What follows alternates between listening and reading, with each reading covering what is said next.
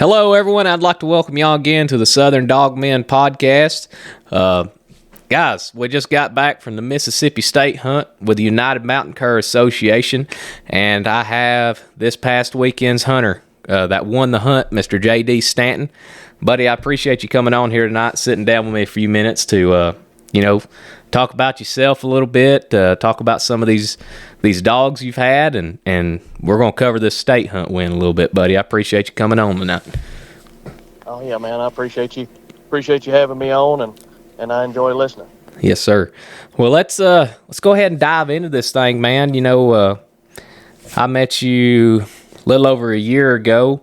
I got to hunt. I think I've hunted with you 4 times now, man, but I want to take a little deep dive into you. We've never really got to sit down and talk, but what got you in to squirrel dogs? Is it something you've always done growing up, or is it something that started recently? How did you get your foot in the door with it? Well, I guess for the ones listening that don't know me, my name is J.D. Staten, from Grenada, Mississippi. I'm 28 years old, married, with a beautiful little girl that will be 10 months old in 5 days. I got my start squirrel hunting with my dad and granddad, like probably a lot of folks did. My family has always been in or around the construction industry, and that's what I do. So growing up, I didn't grow up in a family that done a whole bunch of hunting as far as like deer hunting and duck hunting and things like that. But one thing we did do is squirrel hunt. My granddad was the dog man of the family. Back in the day, he had coon dogs and stuff, and run the circuit with them, competition coon hunting, and I never got to see any of them. I've heard stories about it. I've seen his trophies and stuff, but I grew up squirrel hunting. Whenever I got old enough, he was out of the coon dogs, and he had a bunch of grandkids that he wanted to make sure that the tradition kept going. And my granddad's name was Bob Staten. Anyways, my granddad, I don't know exactly how old I was, 8 or 10 or so, got a new squirrel dog, and dog's name was Toby. And one thing that my granddad did with his dogs that I still do with mine is he named his dogs after country music singers or stars. So Toby was named after Toby Keith, and I didn't know it at the time. Hindsight's 2020. I didn't realize how nice of a dog Toby was. Whenever I was a kid and teenager hunting behind him. But now knowing what I know and being involved in the competition hunts, I do realize what my granddad saw in Toby. A little snippet. Toby actually is on my granddad's headstone. I lost my granddad in May of 2017, and his squirrel dog went on his headstone. So that's a little interesting fact there. Man that cared about his dogs. No doubt. He loved them and took care of them. He was all about having a nice one, but as much as he wanted a nice one, he wanted them to be taken care of too. But anyway, so man, anytime it got bad weather or it started getting kind of wet conditions, the construction industry slowed down and we started squirrel hunting. And I walked miles and miles with my granddad and dad and brothers and cousins behind Toby going to his trees. After my granddad passed away, I continued hunting Toby myself. I probably went a season without ever without going squirrel hunting at all, maybe even 2. And anyways, I had to get Toby out. Couldn't do him that way, so I started taking Toby. Well, at that time, Toby was getting older and couldn't hardly see and couldn't smell real good, but he'd still go out there and try to make a tree. And if I'm not mistaken, some of my buddies, probably Adam Faulkner and Cody Lancaster, may have had the opportunity to hunt with Toby. I'm not real sure. I'd have to ask them that. But anyways, Toby got to the point where he couldn't continue going, and then there we were again. I went 2 years without having a dog to hunt behind of my own, or that was in the family, and went with a couple guys off and on, and that itch really, really started getting me. And I talked to, I don't know if I'm the one that brought it up, but somehow along the lines, me and Cody and Adam and Jeff Lancaster all got together, and Adam and Cody were a lot like me. They grew up with squirrel dogs as well, and none of us had one, and all were kind of itching for one, and we said the heck with it, and all decided that we were going to get us some squirrel dogs and get back into things. And at that time, we had no desire to do any kind of competition hunting or anything. We just wanted some dogs to take to the woods when the leaves come off. Now, was that kind of the start to the Bogue Bottom Kennels, I guess you could say? Everybody deciding to go out and get one? Because I know y'all have a kennel. From everything Adam's told me, y'all, like you just said, you kind of all decided to get into it. Like y'all had pretty much quit duck hunting and stuff like that, correct? Is that when y'all went ahead and, well, hey, let's go ahead and come up with a kennel name also? Basically, yes. That's about the time. Once we realized that we were all actually going to take this step and get some dogs, we said, well, if we're going to do this, let's do it together, because Cody and Adam we've always, just like you said, we've duck hunted together. If there is any kind of game around Grenada, Mississippi, more than likely we've chased it together. And we decided that we would do the squirrel dogs together, and we would come up with a kennel name. We've got Bogue Creek that flows through this area, and a lot of what we hunt are the bottoms to Bogue Creek and the Yellowbusher River.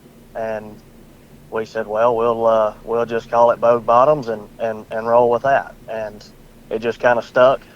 I don't think it was something that we were super serious about, but we look up and all of us have got a dog, and all of us are putting Bogue Bottoms so-and-so on the papers, and here we go. So that's kind of the start to Bogue Bottoms. We know y'all kind of made a name for yourselves. I mean, you got the Lancasters owning Sting, breeding pups out of Sting, have some real good pups coming out of there. I don't know much of the other dogs they have in their kennels. And then you got you and Miss Reba, and I know eventually you'll start breeding her. Maybe you'll slide her over to Sting, possibly. And you got Adam with the Fred dog, and then all y'all are competition hunting now. Seems like anywhere in Mississippi, Alabama, usually there's going to be a Bogue Bottom dog there almost. Yeah, so I wouldn't say that we're, we may have made a name for ourselves. Now, I can't tell you whether it's a good name or a bad name, but we may have made a name for ourselves. And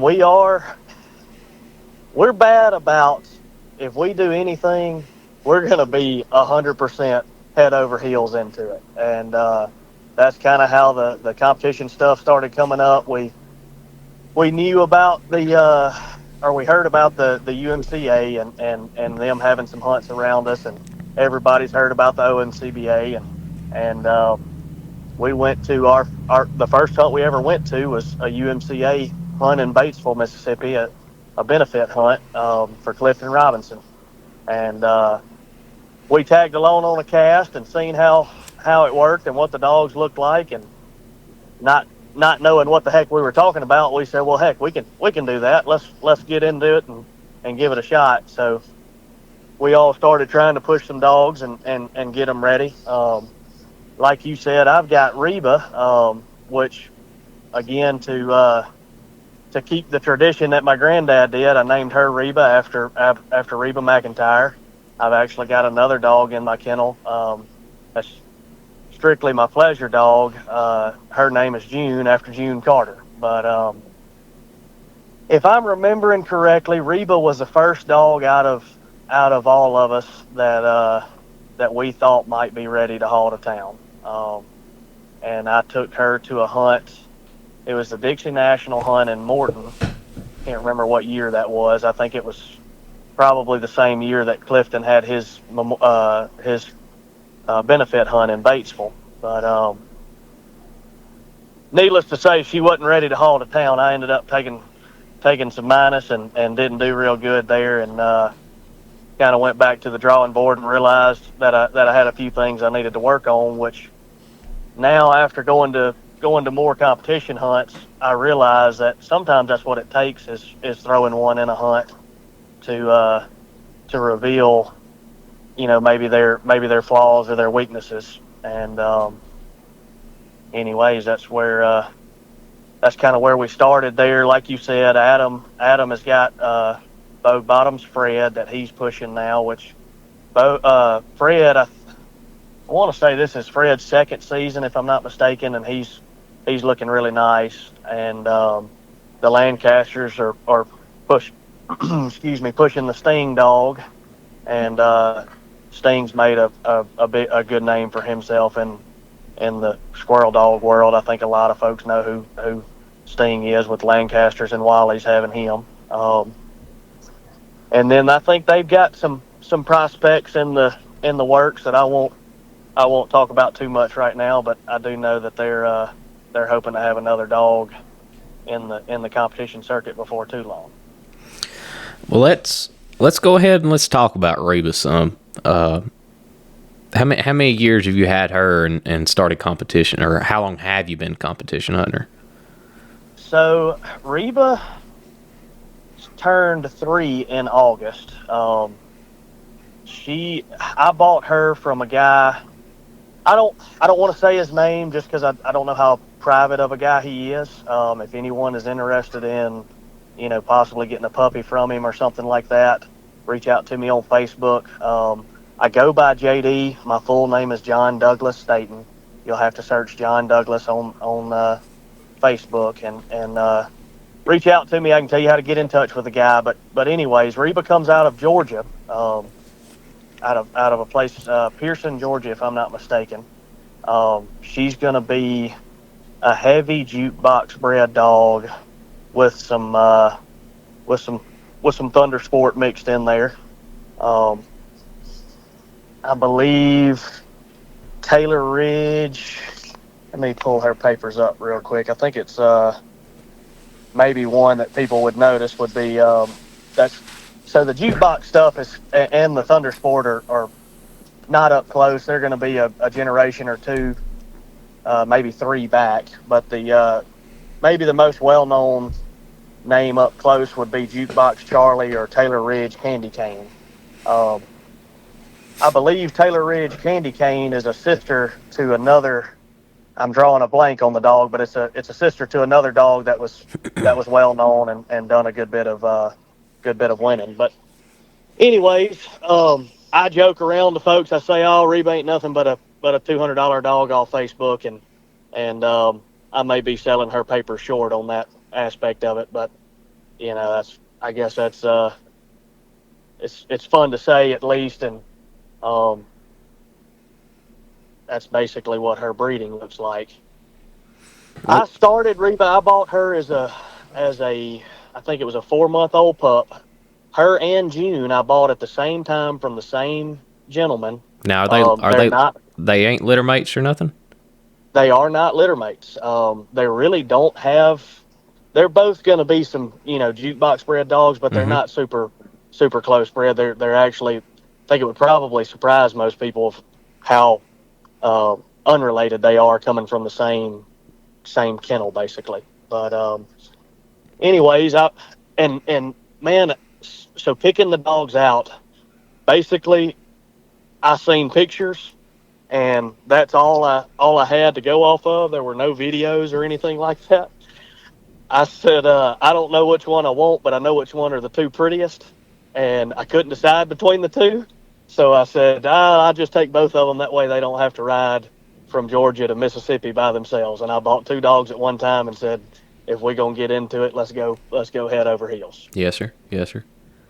So they were 3 or 4 months old when I got them. Had never really been out of the kennel much. They were green as grass, and I basically just started. They spent a couple weeks, 2 or 3 weeks at the house with me, kind of trying to create that bond. That's one thing that I do with all of my pups is they come to my house for anywhere from 2 to 4 weeks and live in the house with me, sleep in a crate basically beside my bed, and I'll get them out and take them out in the middle of the night and get up every morning, get them out and spend a little bit of time with them in the afternoons or evenings. Whenever I get home from work, I'll get them out and play with them. They may sit in the recliner with me or whatever, but I call it bonding.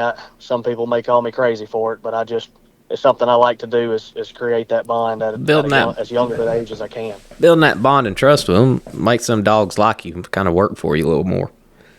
I think so, and it lets them know that hey, I'm here to take care of you. I'm not here to do anything wrong, I guess. Mm-hmm. So taking those dogs hunting, man,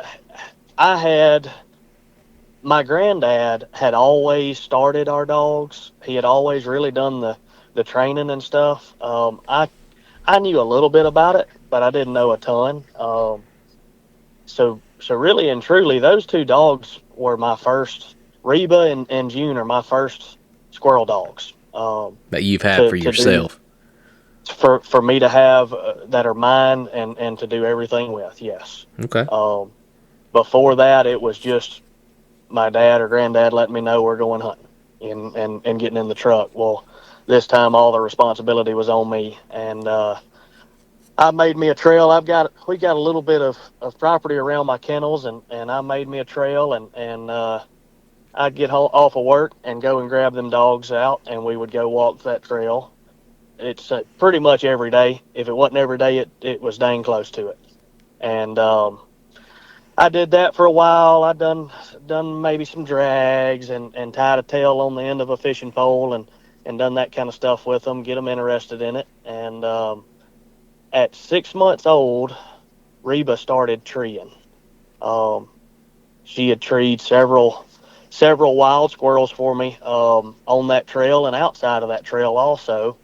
And I could never get them shot, man. I struggled trying to find them, and then having puppies and not only, having one pup that's treeing, but having the other one and trying to make sure it's seeing what's going on and everything. I didn't get any of those squirrels shot out at 6 months, but at 7 months, I did. Reba treed a squirrel for me 100% on her own, completely out of sight.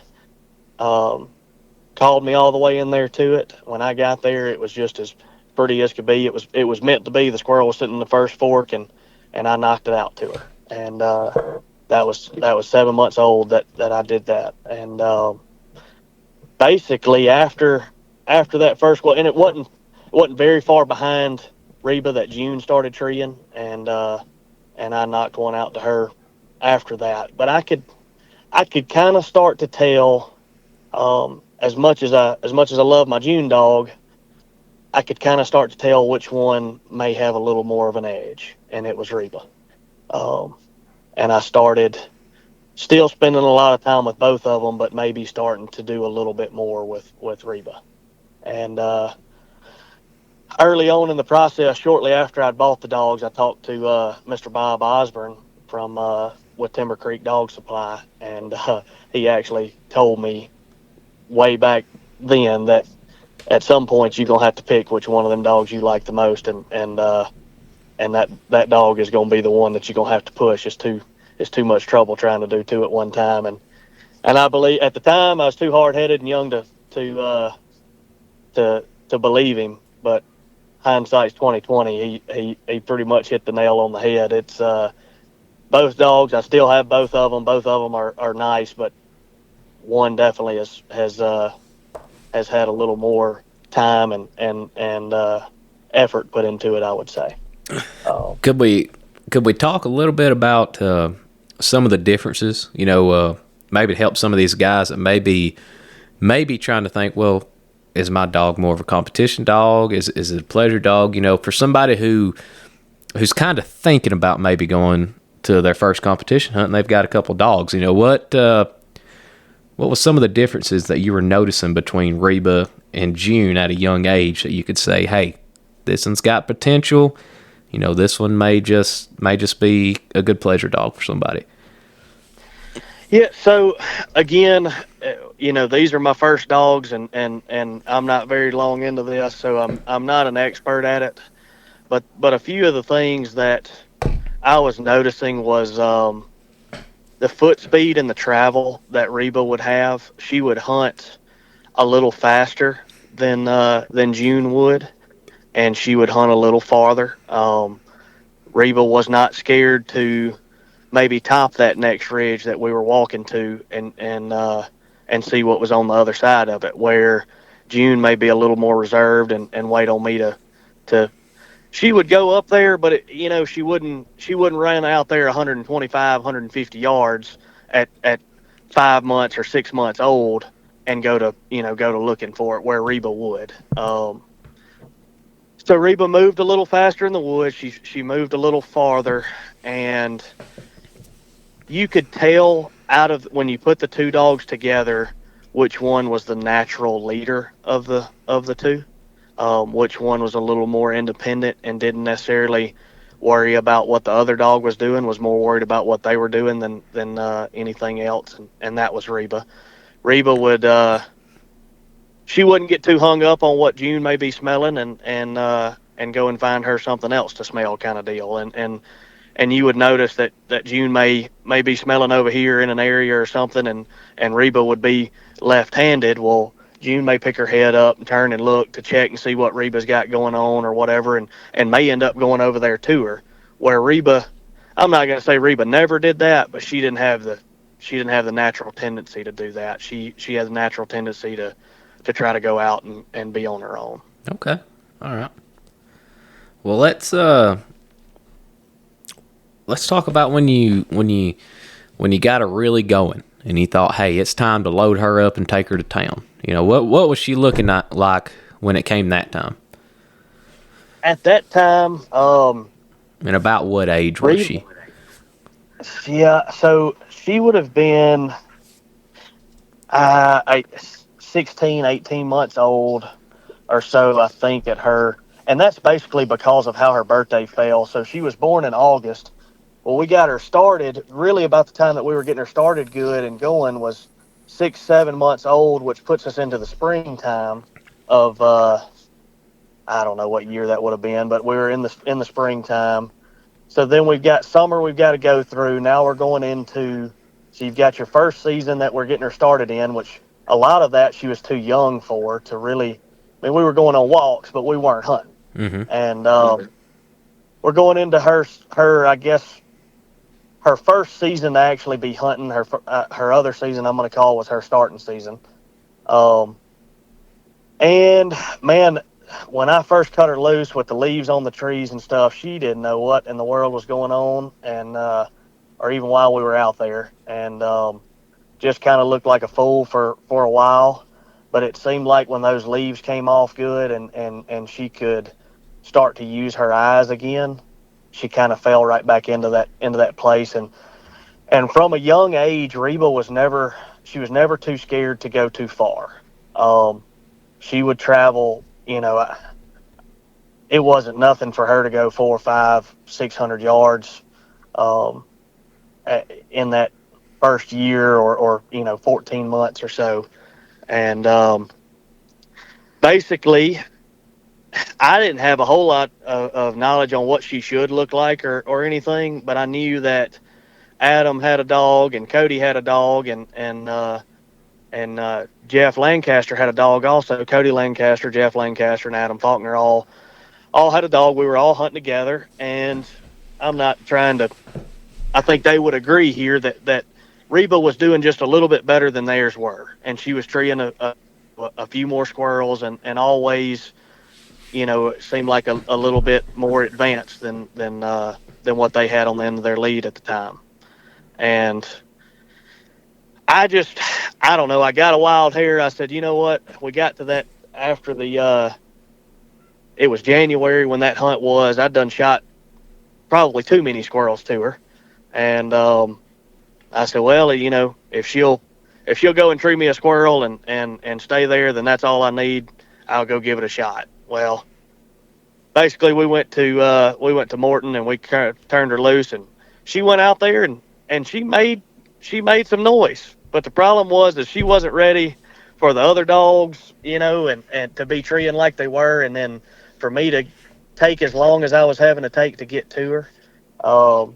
And ended up taking some minus. She would get loose on the tree or leave it. And so basically she was treeing squirrels and looked good if we were pleasure hunting, but once we got into the competition woods, she was not as ready as I thought she was. Well, what's some of the things you did to correct that? Because I hunted with you this past weekend, and you may not know it, but she lets out 2, 3, 4 barks, tree Reba. I mean, you've got her staying put nowadays. What was some of the ways, if you want to talk about it? I know there's some secrets in the game people don't want to talk about, but what was some of the things you helped her with her progression of staying treed? Because you sounded like she didn't have a problem at all making a tree. It sounded like it was more the staying put. Yeah. So Reba's issue, even when she was a pup, was her eyes. Her eyes treed her. She treed more squirrels off of her eyes than most dogs would tree using all of their senses.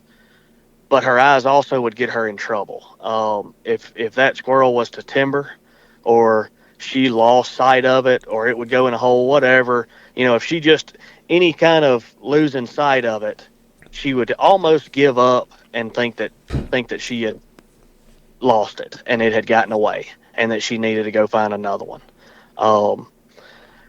At least that's what I feel like was going on.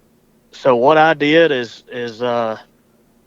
basically I started taking my when we went back into that after her starting season, we went back into that well, no, this would have been after her competition hunt season. So we're going into that spring, and then the next fall, I knew kind of what my issues were and what I needed to work on. And I started putting that dog in the woods a lot. I mean, a lot. At probably at minimum, I'm going to say 4 to 5 days a week. I bet if you ask my wife, she would say that it was 8 days a week.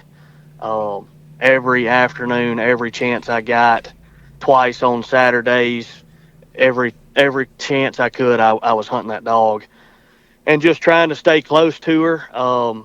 Taking my hip boots off and putting my running shoes on, and when she would tree, I'd want to be close to her, and try to get in there, leash her up, and try to find that squirrel, and if I could, knock it out to her, to let her know that just because you can't see it doesn't mean that it's not there. Mm-hmm. And that's basically, just trying to stay close to her and not giving her that chance to second guess herself. And I think a lot of it I don't need to take credit for. I think she matured as well and realized what the game was, that even though that she couldn't see it and find it, that maybe I could. And she started liking to tree as much as, maybe not as much as she liked having the squirrel, in her mouth, but she started liking the tree too. And the feeling of being treed and me coming in there, and I would praise her whenever I would get there. I'd let her know that she's doing what I wanted her to do. And I'm a big believer on taking care of one, and you've probably heard Adam and Cody give me a hard time about, did you paint Reba's toenails before the hunt? Did you do this? I think everybody was saying that this weekend. Well, and they're probably not too far off on it. I probably baby her more than most people would, but if she's doing right, I want her to know that she's doing right. Mm-hmm. I don't want it to be a doubt in her mind whether if she knows or if she's doing right. I want her to know that. And if she's doing wrong, I want her to know that as well. And I think that's a big part of it is letting them know when they're screwing up and when they're not, and working those kinks out. Uh, Back at the Holly Bluff hunt in Mississippi, when was that? I think it was the end of October. Me and Ducey Ducote won that hunt, and him and I were talking after the second round. Dub absolutely whooped my butt in the second round, and him and I were talking, and I can't remember if it was me or him, but one of us made the comment that, a lot of times the dog that wins is the one that's had the most time spent with it. And I believe that, whether he said it or whether I said it, I can't remember, but either way, I believe that wholeheartedly. If you want a nice dog, if you want one to operate the way that you want it to, it cannot figure it out in the kennel, and you're not going to teach it in the kennel. You're going to have to get that thing out. You're going to have to take it hunting, and y'all are going to have to work through those kinks together. And I think that's kind of where Reba and I are at now. Is she knows what she's supposed to do, and I know what I want her to do. And if she does it, I let her know that she did it right. And if she doesn't do it right, most time I don't have to let her know that she done it wrong, but I'm still going to. Mm-hmm. That's one thing about these dogs, going back to, putting these dogs in the woods. I've got buddies. I used to be a big deer hunter. Loved to deer hunt, but I've gotten into these dogs, and some of my friends nowadays, man, you're crazy. You're skipping the rut to go put a dog in the woods. But you take them pleasure hunting. You go out, you're shooting squirrels all day. They're like, man, this is a lot of fun. Those guys don't see how much time we put into these dogs to get them to look right. And I believe that wholeheartedly. If you're not a dog man and you're just a buddy that's going along with another buddy pleasure hunting, you'll never understand how much time we have to put into these dogs. That's exactly right. And I was talking to Adam earlier. I think it was earlier this week or end of last week, and we were talking about everything that we used to do and all the hobbies and stuff. Duck hunting, man. This time, 5-7 years ago, you wouldn't have been able to tell us nothing. It was duck season was close, and that was the only thing we cared about. And I still enjoy duck hunting and still go and do it. Or same thing for deer hunting and crappie fishing. Man, we got the number one crappie fishing lake in the world 10 minutes from our house, and at one time we were head over heels about crappie fishing. We all got together and ended up winning a daggum tournament on a crappie fishing tournament on Grenada one time. But if you ask us now what we're going to do, 9 times out of 10, if we've got spare time, we're going to try to turn a dog loose. And I believe to try to have, you can have a squirrel dog and you can have a nice dog without having to do all of that. But if you're going to consistently have a nice dog and consistently try to be putting one on a podium, you've got to be willing to put some of those other hobbies or whatever it may be to the side and maybe focus on one more. It's just like with what Mr. Bob Osborne told me with whenever I had those 2 puppies. You can't do both of them. Whichever one you focus on is going to be the better one. And that's kind of where I believe with the squirrel hunting. If you want a nice dog, you better focus on it, or else you may not have as nice a dog as the next guy that is focusing on it. Mm-hmm. Well, let's jump on in to when you got Reba to start looking right. About how old was she? And let's talk about that next competition hunt if you can kind of remember it. She was loose at the first one, took a couple minuses. You went back to the drawing board. You got her looking right. What she looked like the next time, you remember? Well, so we were going into, she I guess she didn't look good at the first one. That was springtime, so we had a few other hunts that she might not have looked that good at. I was still, still trying to figure out what do I got to do or how do I do it. And man, we go so springtime. I can't remember if I'm sure I went to some hunts. I know I didn't do that great in them. Um, Fall rolls around. Reba turns 2, and I'm gonna say right there around that whenever August, September rolls around, that's whenever I really started hammering the woods with her. Um, and it was probably November, end of October, November, before I started seeing some results of my efforts.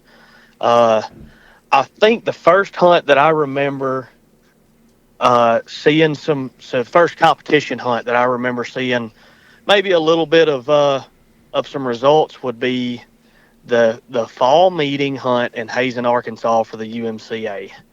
Um, Now, would this have been and last year? yes, this would have been last year. Okay. This would have been last year.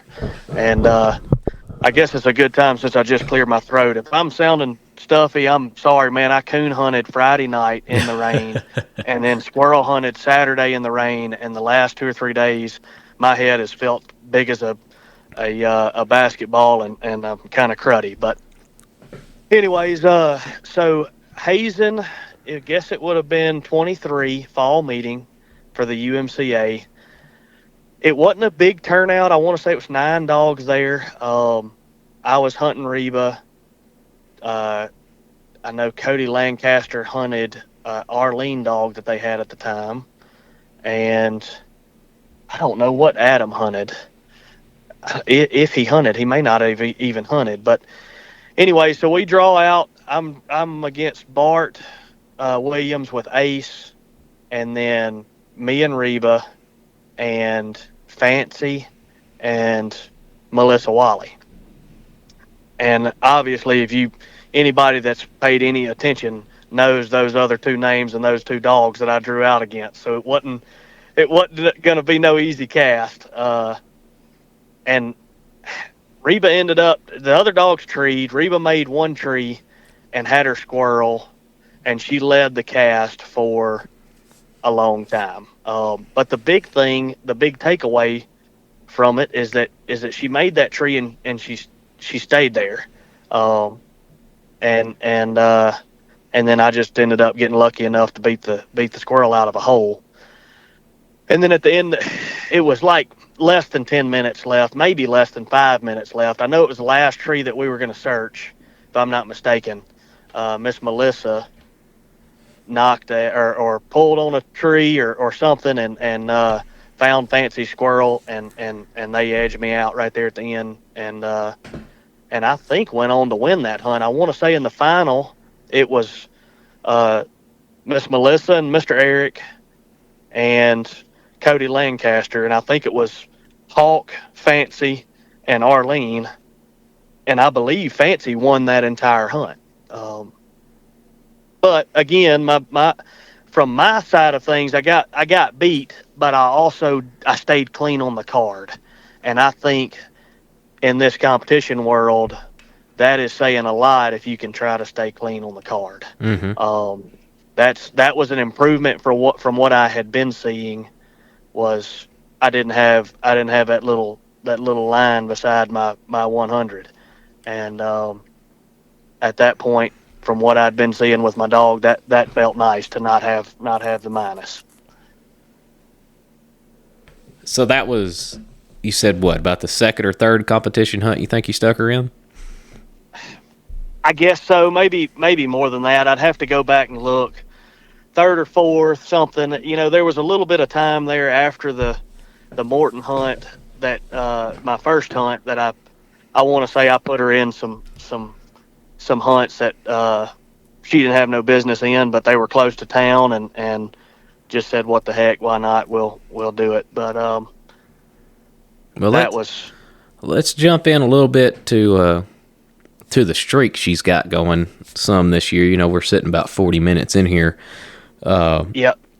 So After the hazing hunt, she went in. It wasn't long after that. She come into heat and missed some hunts there, and we're going into January and the world hunt. I can't remember what all. Maybe a hunt or two that I hunted in. Stayed clean on the card, and we went into the 24 world hunt in Hazen, Arkansas. Um, Reba ended up placing sixth in that hunt, in the world hunt. Um, she won the first round. She drew a dog named Oreo.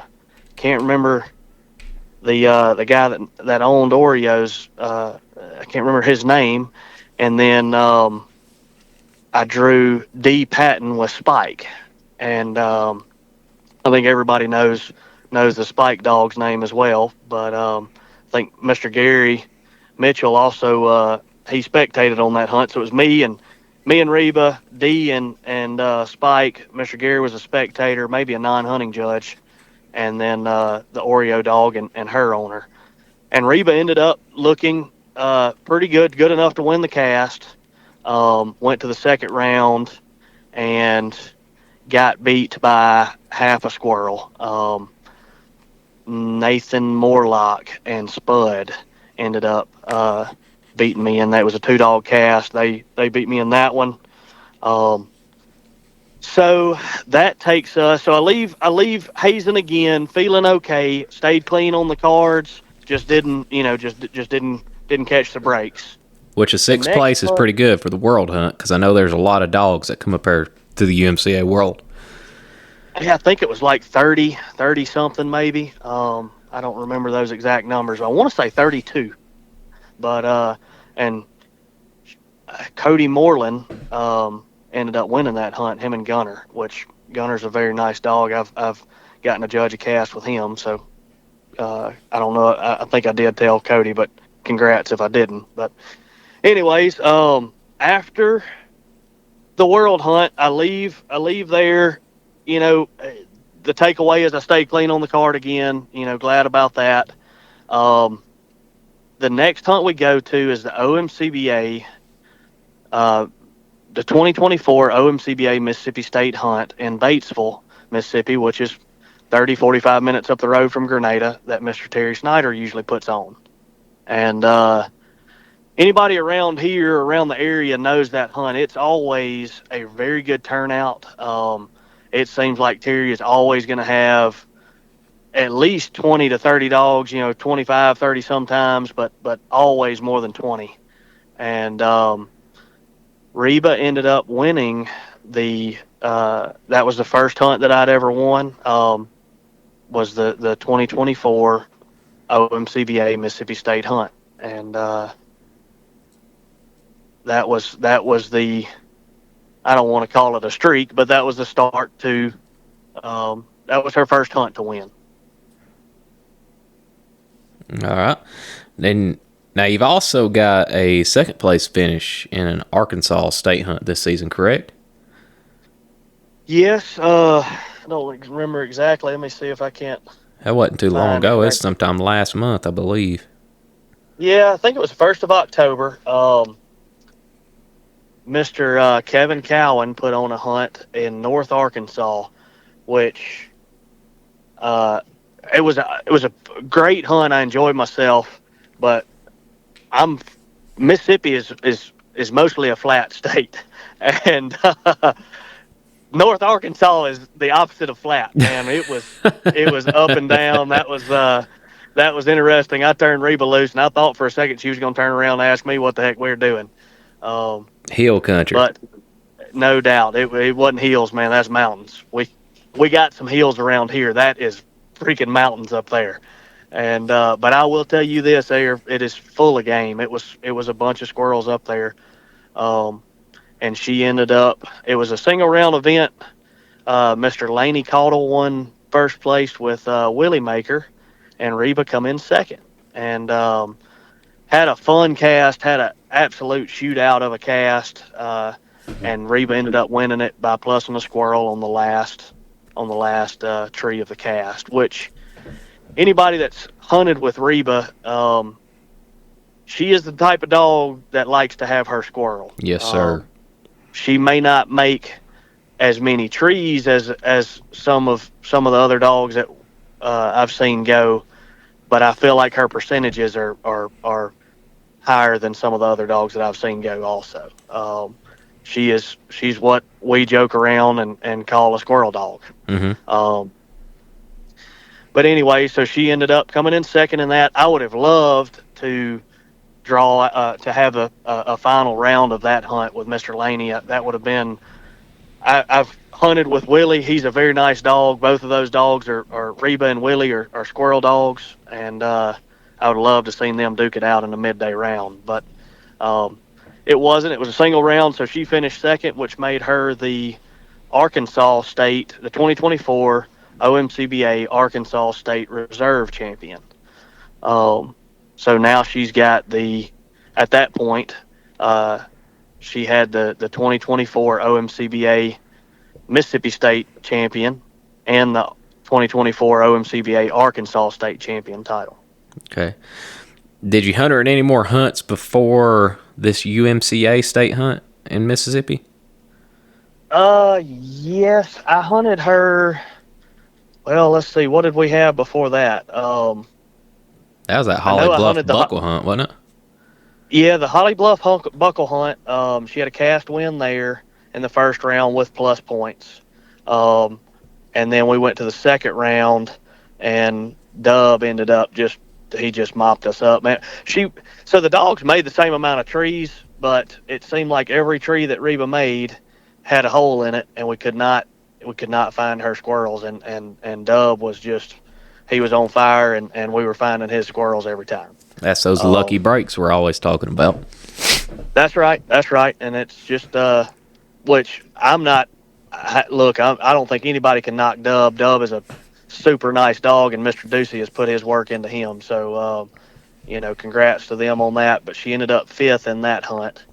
I think there was maybe a hunt, a benefit hunt, or no. Yeah, y'all went to that. Didn't you go to the fall meeting hunt this year? Yeah. I did. I went to the fall meeting, and I got beat out in the first round in that by Adam Patterson and Tipper. That was kind of an interesting cast. Tipper looked really nice. We were cutting those dogs, and man, every single time those dogs wouldn't go 100 yards. It was Reba and me, Adam and Tipper, and Cody Lancaster and Arlene. And when we would cut the dogs loose, they wouldn't have time to separate before they were finding a squirrel on the ground. We were treeing every 75 to 100 yards, it felt like. And anybody that's hunted those Arkansas woods probably will understand that. There's so many squirrels up there. It's a squirrel hunter's paradise in Arkansas. But anyways, it was something. The way that those dogs were treeing and the way that Reba sounds, Reba's got what I like to consider a pretty good mouth for a female. I've treed her in multiple times in competition with other dogs treeing, and she be 700 yards plus.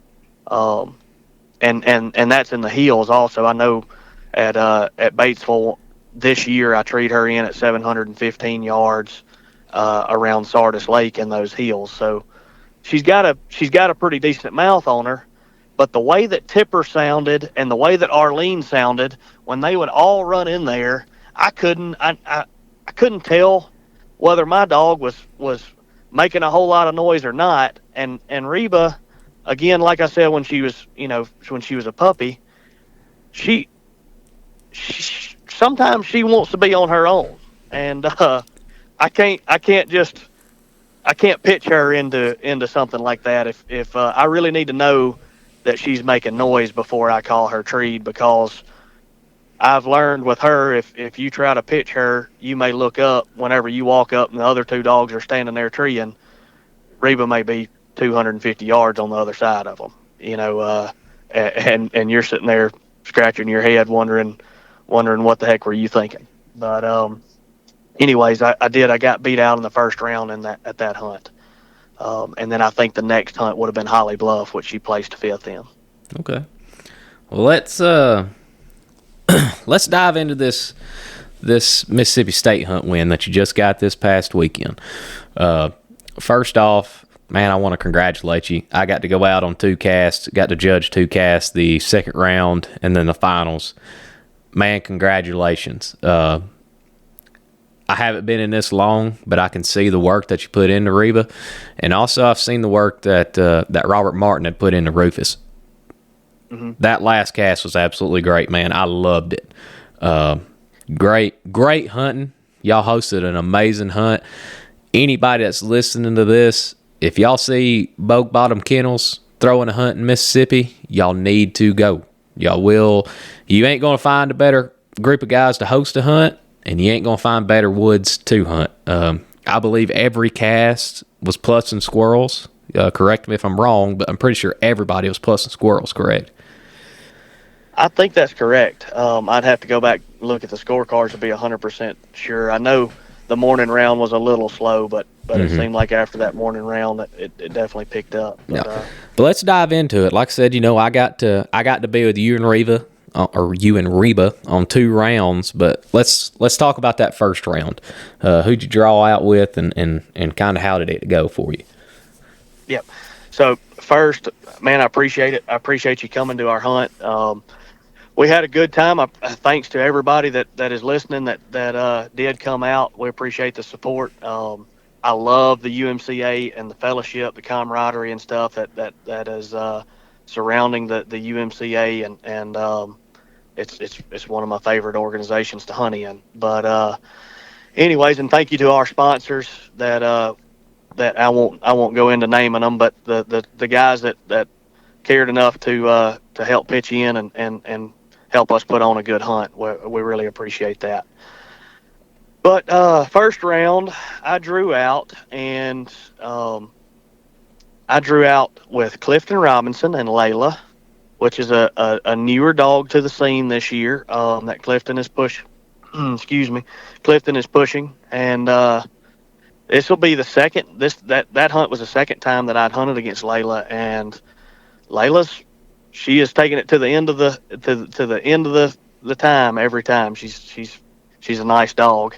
And then the other person was Mr. Bobby Goodman and a dog that I had not hunted against named June. And June was a nice looking dog.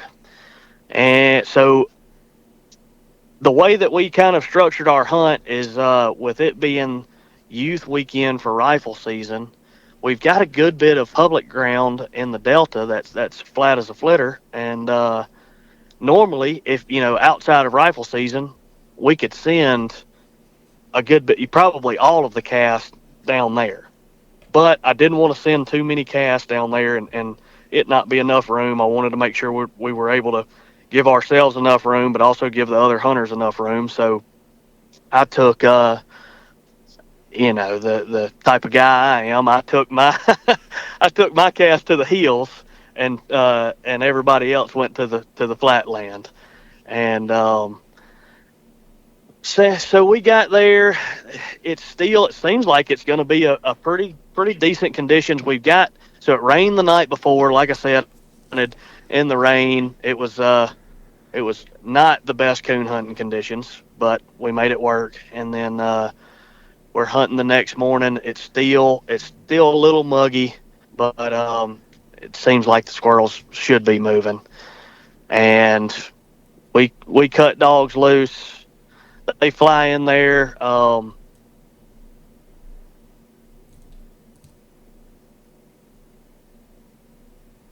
Shortly. You there? I lost you. Yeah, I'm here. What was the last thing you heard? You said you cut the dogs loose. Okay, so we cut the dogs loose. They fly in there. June was the first dog to make noise. I think Layla was shortly behind June with making some noise. They sounded like they were together. And June started getting right. Mr. Bobby called her treed. Wasn't long after that, within the minute, Cliff called Layla treed. and we start walking towards them. Reba starts making a little bit of noise. I can tell she's left-handed from them, and but at this point, I'm not in any kind of rush. I think we had a 200 or 250 yard walk to June, and Reba's in the same direction. So, and the other two dogs are treed. So heck, why not? Let's put the pressure on them and not me. And we get almost there. Reba's she's where she's supposed to be. We get close enough. I end up calling my dog treed. Okay, all three dogs are declared. I go straight to mine, handle Reba, meet them at June's tree. Are you wanting to go into all the details on these casts, or do you want me to try to do a short and sweet version? I mean, whatever you want to do. If you can remember it pretty good, we can go over that. It doesn't matter to me, buddy. I just want the people to hear kind of what happened. Okay. Because I know it was good. I know it was good hunting all weekend for everybody. Yeah, and I may forget some of them. I know this first tree I remember. So I get Reba handled. I go back to June and Layla's tree. They are together. When I get there, they're measuring. I think maybe both of those dogs were a little loose enough that they needed to pull a tape measure, and they ended up being safe. We searched the tree, we circled it, go to Reba, circle it. We cut loose again. Reba goes 300 or something yards, and I think so. Reba's in a little deep, not too bad. And June is up in front of us, kind of pretty much within sight. And she starts making a little bit of noise and ends up hitting it hard enough that Mr. Bobby called her treed. And Layla ends up opening right there with June and Cliff. I think Cliff called her treed as well. And then we get almost, both those dogs are declared treed. We're letting the two run.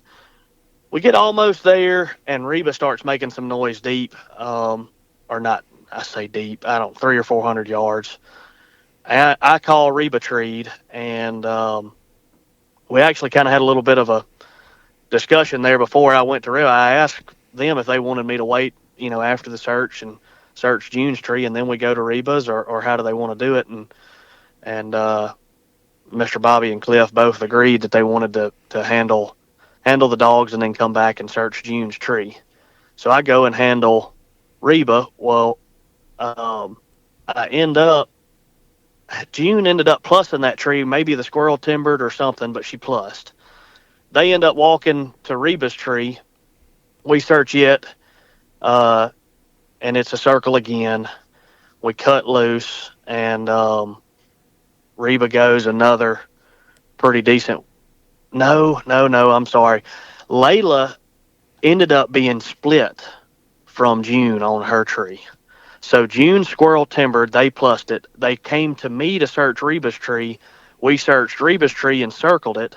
Ended up having to go back to Layla's tree, which was right beside June's tree, and search it. And at this point, Mr. Bobby Goodman is kind of letting us know that his hips aren't the best, and they're starting to bother him. And I think the heels may have had a little bit of something to do with that. But we search Layla's tree, and she ends up circling, and we get ready to cut the dogs loose. And this is the definition of a lucky break, is what I'm about to tell you. We get the dogs shouldered up and ready to cut them. And Mr. Bobby says, "Hey guys, before we cut these dogs, I think I'm going to withdraw."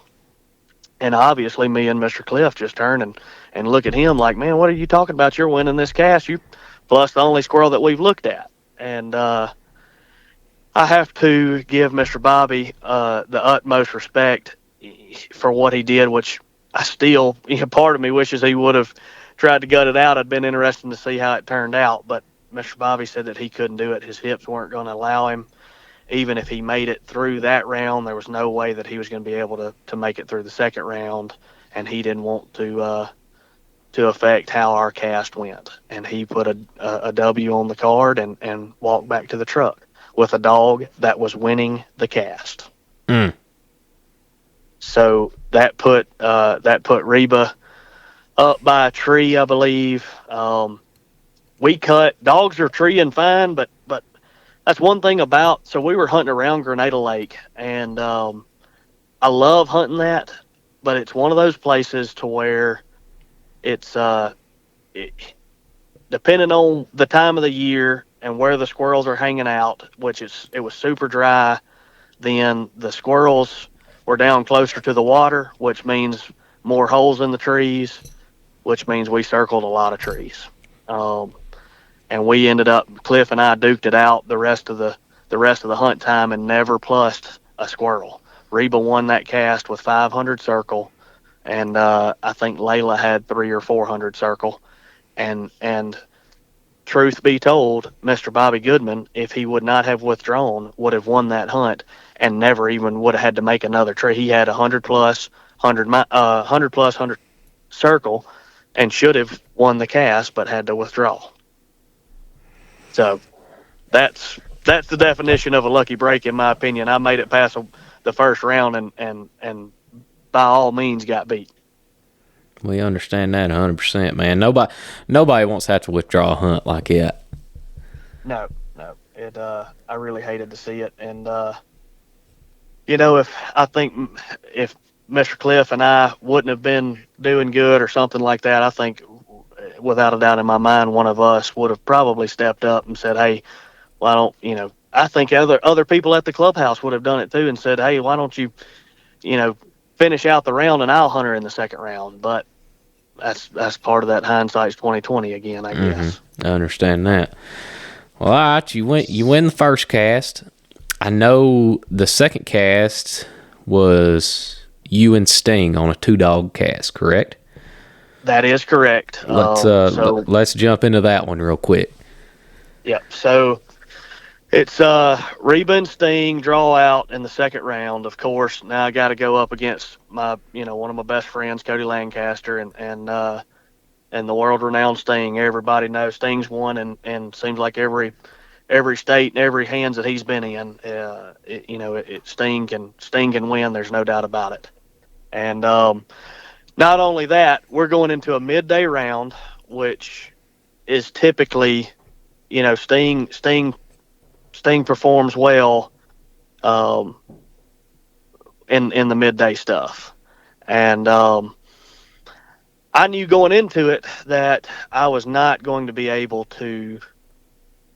Sting is the type of dog, if you get down a tree or even a half a tree, that's enough for him to take it and win it. So we're going to the Delta, thank goodness. I'm getting out of the hills back into the Delta. And we cut the dogs loose. Both dogs fly in there. I want to say Reba's 250 yards. And she makes just a little bit of noise and then just slams one. And I knew, knowing her well enough, I knew what the result of that one was going to look like. And it wasn't, she let out, I don't know, you were there, a few barks, not a whole lot. And I heard Sting open up and it sounded like they were close. So I jumped on Reba and caught her treed. We get almost there. So Cody, which I don't blame him a bit. He at that point he's in no rush to call his dog treed, so he waits a little bit, make sure that mine's going to be there, and then call Sting treed. We get there. It's a good vine on the tree. I pull it. I don't have to pull much, and the squirrel comes out of the top of the tree. So that's 100 plus to Reba, 50 plus to Sting. And we get the dog shouldered up again. Cut them loose. Both dogs go in there. Sting ends up finding something closer that Reba passed up. So Sting trees first, I think, on that second tree, or he made noise first. I'm sure Cody treed him in before I did, if I'm remembering correctly. And then Reba ends up making noise past Sting. And I think she was about 300 and something yards in there. And so he's got Sting treed. I call Reba treed. I go handle Reba. That's when you come walking back to us to check Sting's tree. I remember this. Yep, that's correct. So yes, Reba's got a freaking golly whopper of a tree, just a big old oak tree. I get back to Sting's tree, and I can see the look on Cody's face that he knows that it's a den tree as much as everybody else does. He beats and shakes and carries on, but that squirrel's on the inside, and he ain't coming out. And I want to say Cody, which I would have too. I think he ended his search time early because Yes, he did. The writing was on the wall. He wasn't going to get that squirrel out of there. We go to Reba's, we search hers, and I really thought that I was going to be able to shake one out of that. It had nest and vines and stuff, but if I'm remembering correctly, the vines didn't go up high enough. You pulled on that one and it broke. That's right. That's right. That vine broke on you. Yeah, and then I really couldn't. I didn't have nothing to shake up towards the top of the canopy after that. So we ended up circling that tree. We get the dogs back together, cut them again, and goes another, 300 yards or so, and about the same result as the first one. I heard her. I heard her make just a little bit of noise and slam it. Sting followed up not too far behind her. I jumped on Reba quick again, and called her treed. Can't remember. I know Cody called Sting treed on that. I just don't know how long he waited, but we got to that one. And this tree, man, both dogs were just treed on it was some broken off snags, some blowdowns, and nothing but, basically the trunk standing there, but it was some other trees around them that were pretty close. And we go to looking, there's no vines, there's nothing there, but hey, I'm up a squirrel, and I ain't got nothing but time to kill. So I think Cody was hoping that I would probably say, all right, I'm satisfied, let's cut the dogs loose, but he knows better than that. I'm not going to give him no chance to win if I don't have to. So I pull my binoculars out, sit on my butt, and we're gonna look this whole 5 minutes. And I'll be danged if it wasn't long after we sat down, Cody's dad, Mr. Jeff Lancaster, ended up seeing the squirrel. Which, if I had to bet, I'd have bet you every dime in my wallet that we would not have plussed that squirrel, because the way that the trees look, broken off snags, and no vines. But I'll be danged, we found that squirrel. So Reba goes up 200 plus 100 circle, and then you had Sting at that put him at 100 plus and 100 circle, because he had 250 plus trees. Mm-hmm. And we cut them loose again. I want to say it's roughly 15 minutes or so left in the hunt. Do what? I said I don't even think it was that left. I think we were sitting about 13 minutes left, and Sting treed in on this next one. That's right. Yep. So Sting trees in. Reba goes on past Sting a good ways, 200 or 300 yards. Yep.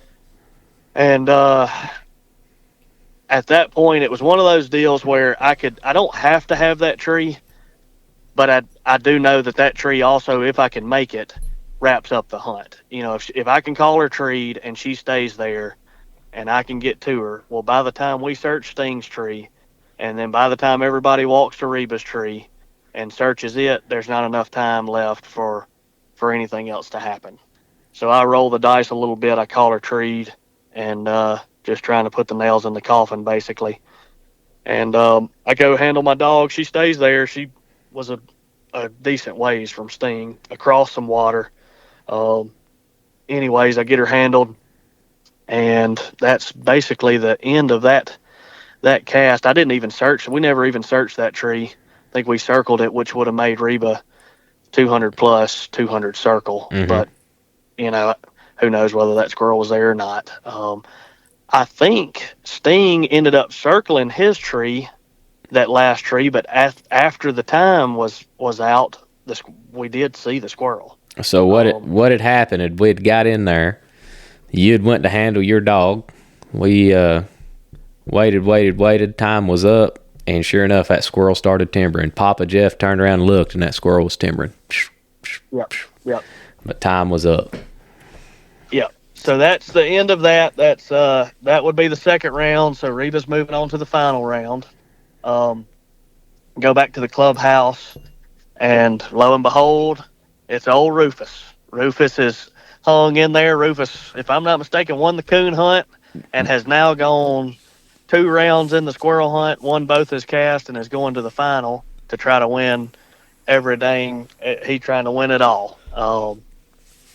And I guess I forgot to mention, it started raining in the second round on us, which they were threatening rain all week and all day that day. But we started dealing with some rain. Well, by the time the third round goes out, the final round, It had poured already.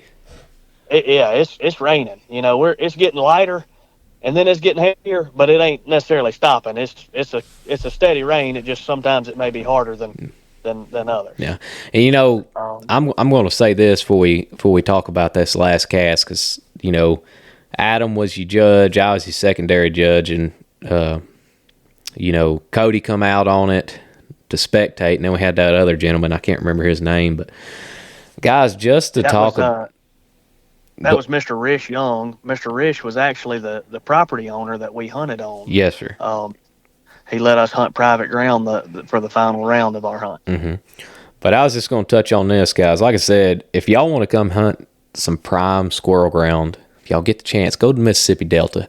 This cast, it had rained, 2.5 hours before this cast. It had poured rain, started to lighten up. It was getting dark, but we were still able to plus squirrels on this hunt outside the tree, and it was an absolute ball. So let's touch on it a little bit, JD.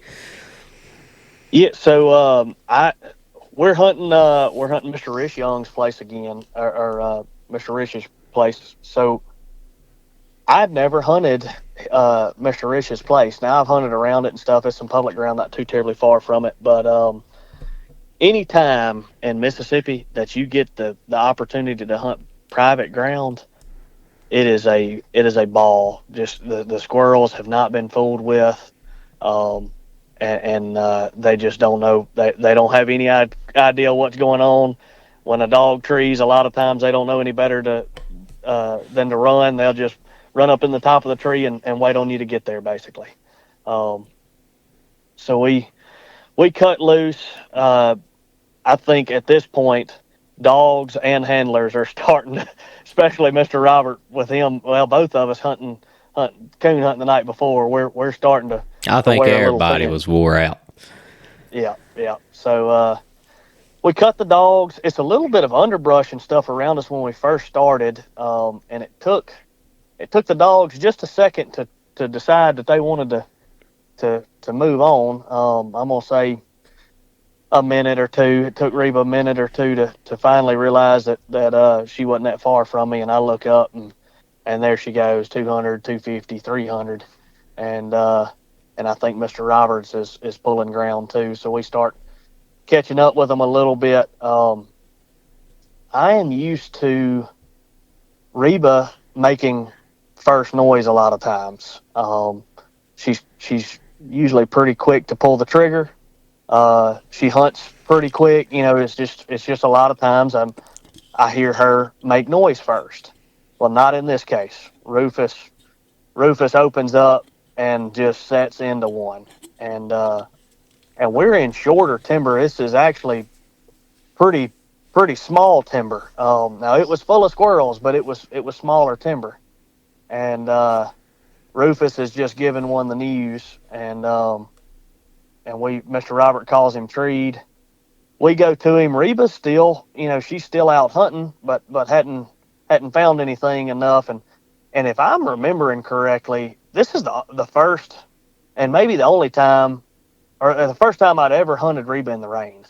And so it was kind of interesting to see how she was going to do, and then see what the squirrels were going to do as well. And we get to Mr. Roberts' tree. We're searching it, and we don't find anything. We circle that up. Well, right there at the end of his search time, Reba finally decides to pull the trigger on the track that she's been working. And I get the chance to leash lock Mr. Robert, and of course I'm gonna jump on that. So I call Reba treed. We go to her, and there is a nest, I believe, in the tree right beside hers. Mm-hmm. And I didn't even get the chance to pull it before you, Blake, said, "Hey, I think I've got the squirrel. It's right above the nest." Am I telling that correctly? Yes, sir. He was right above the nest. I was able to see him with the binos. Big old red fox squirrel. Yep.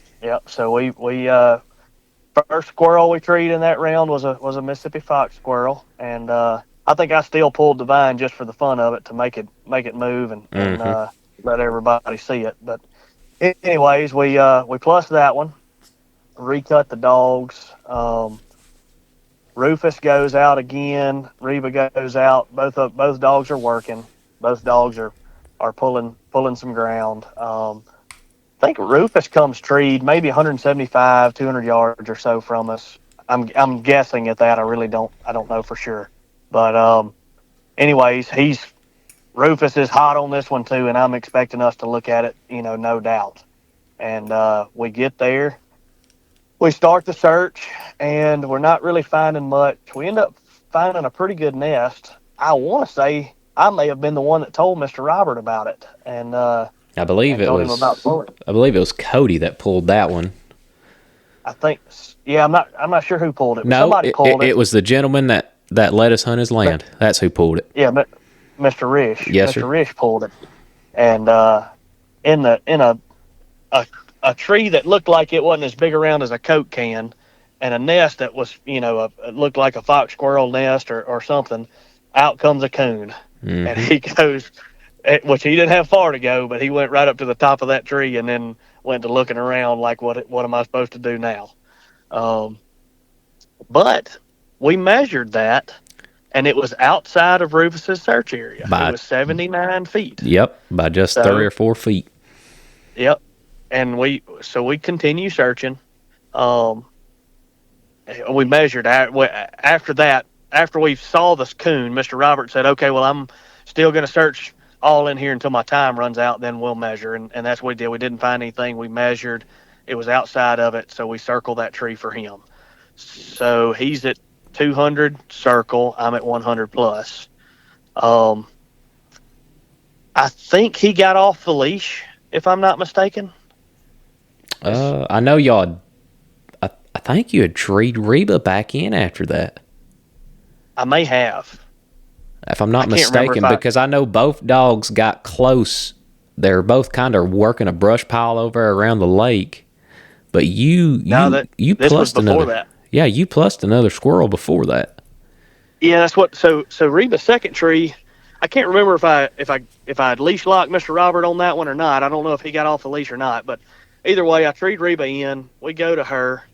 I'm just about certain that I didn't. I think Mr. Robert got off the leash. I think so. And it was just shortly after. Go ahead. I know for a fact he didn't, because I called her treed, and I remember him cutting. So we get to that tree, and heck, I don't know if I even pulled a vine or not when we saw that squirrel. I know it wasn't a very long search time. No. And somebody had yelled that they had the squirrel. So that put Reba 200 plus and Rufus 200 circle. Mm-hmm. And I think by this time there wasn't, gosh, I'd say it's getting close to the end. Probably 20, 25 minutes was left. Yeah, maybe so. Something like that. We cut loose. So Mr. Rish's place is right on the Yellowbusher River. And he's got a big oxbow in the middle of the place.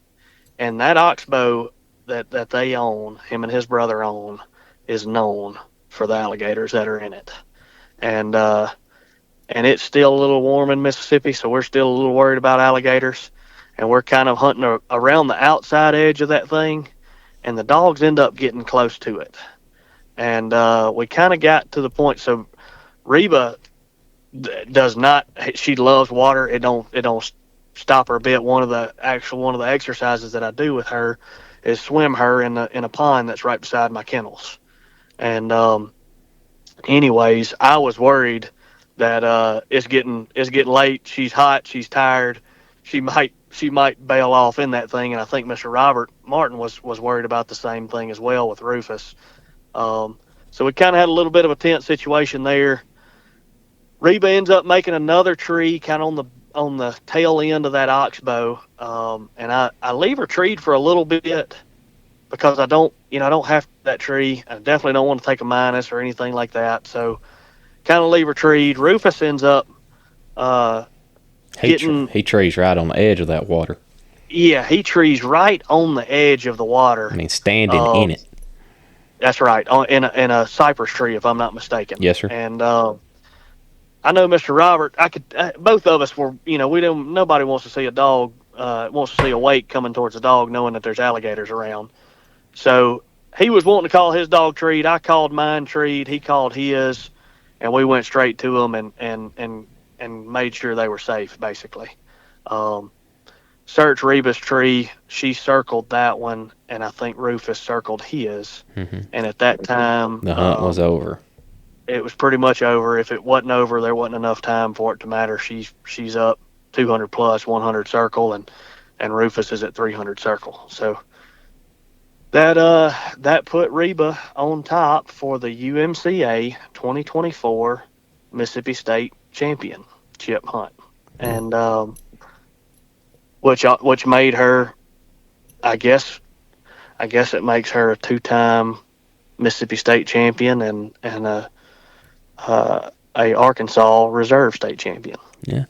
Well, man, y'all been on a tear. It seems like this year. Is there any more big hunts or anything like that y'all are planning on trying to hit? Before the new year rolls around, say January or anything. Y'all, you got a full schedule booked, or y'all kind of gonna take it easy? What's y'all's plan for the rest of the year?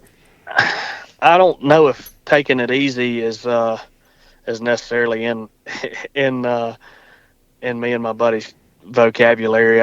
We probably need a little bit more take it easy in us, but we just ain't that. We're always wanting to know what's next. I know that we've got a UMCA hunt in Ball Ground, Georgia, which is your hunt coming up, not this weekend, but the next weekend. We're trying to line things up, see if we can make it to that one. And I think then the next hunt may be Jamestown World Hunt, the OMCBA World Hunt. That one's a possibility. We've got the UMCA Tennessee State Hunt same weekend as the OMCBA World Hunt. So if we get put out early at Jamestown, we might come back and hit the Tennessee State Hunt, and I don't know what's after that. That's the near future, but I know we're planning on going to as many as we can. Usually we end up trying to hunt some NSD hunts. It seems like that some of the weekends have kind of been interfering with each other, but I do want to hit some NSD and stuff whenever I get a chance, for sure. Yeah. Well, like I said, buddy, I'm glad I finally got you on here to talk about Reba. Like you said, you don't want to hype her up too much, but y'all, the work is starting to show, man. Especially for both of you. Y'all been on a roll. I'm proud for her. I'm glad that I didn't screw her up, and she's getting to reach her potential, hopefully. But Reba's just like any other dog, man. They have their good days, they have their bad days. She's not unbeatable, that's for dang sure. She's been beat way more than she's won. But she's fun. I really enjoy hunting, walking behind her. She's just a sweet dog, very good temperament. Never showed any kind of aggression towards anything except for maybe a squirrel. And she's pretty easy on the eyes. That's one thing I left out is at least I like how she looks. Now some people may not like it, but she is a bench champion in OMCBA and the UMCA also. So not only she's a tree dog, she's a looker too. Ain't no doubt. She's a beauty queen. So, well, buddy, we've been going about an hour and 25 minutes, man. I really appreciate you getting on here and talking about her and, talking about your background and everything like that. I know sometimes you don't like to talk a whole lot, but I really appreciate you getting on here and spending some time with us this evening and, letting some of these other men that don't know you or anything getting to know a little bit about you and your dog, buddy. I appreciate it, man. I appreciate you doing this. I don't,